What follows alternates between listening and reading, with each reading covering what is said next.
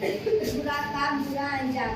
कहते हैं कि किसी बरगद के पेड़ पर कौवा और उसकी बीवी ने अपना घोंसला बनाया है। ये दोनों अपने बच्चों की समझ इस घोंसले में कई साल से रह रहे थे।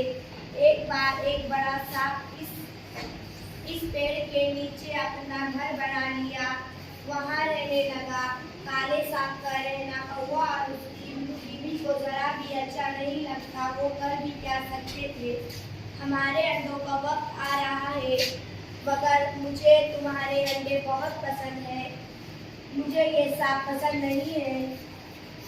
अब जब अंडे होने को बेचारे दोनों परिंदे परेशान हो गए, क्योंकि वो खतरनाक सांप की तब भी ताकत कहीं कौवा इधर उधर जाए तो वो अंडों को साफ कर दे।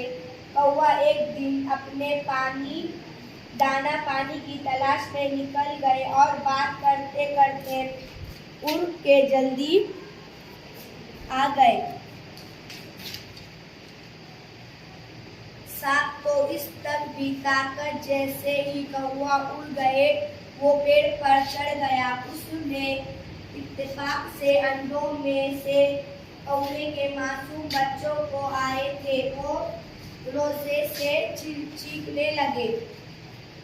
मैं कब जोर से चीखने लगे। कब से मैं इसका इंतजार कर रहा हूँ। अपने घोंसले को खाली देखकर कौवे बहुत गमगीन हो गए, वहाँ से उड़ गए।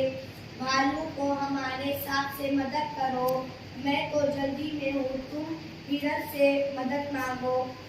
कौवा उड़कर हिरण के पास मदद के लिए गए। हिरण हमारी सांप से मदद करो। अरे मैं तो उस सांप से डरता हूँ दोस्त, तुम लोमड़ी से मदद मांगो। आखिरकार लोमड़ी के पास पहुँचे। इन्होंने बताया कि कैसे इनके पेड़ से नीचे रहने वाले सांप ने इनके मासूम बच्चों को खत्म कर डाला और वो बड़ी उम्मीद से है कि वापस आया।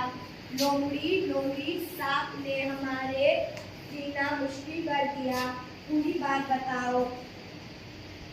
लोमड़ी के पेड़ पे कौन रहते थे?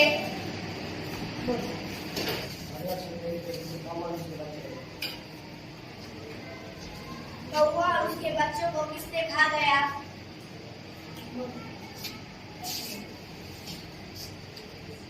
कौवे के बच्चों को साथ में। कौवे सबसे पहले किससे मदद मांगने गए?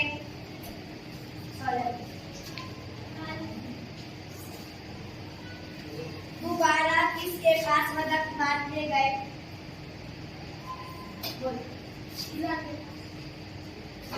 कौवे घोंसले में आए तो क्या देखा?